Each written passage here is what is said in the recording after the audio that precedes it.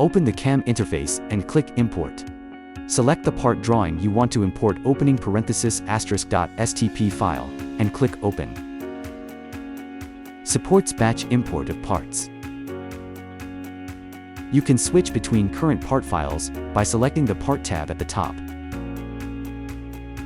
Supports manual profile creation. Select the required profile cross-section, set the part length, and click OK. Start drawing hole positions.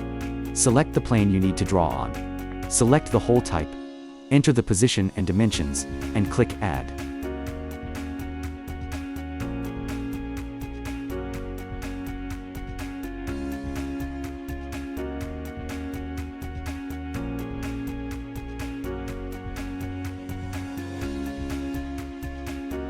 Add processes to the holes.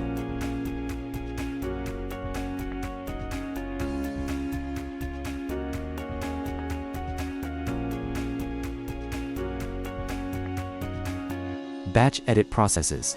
Edit the tool library parameters to perform simulation demonstrations.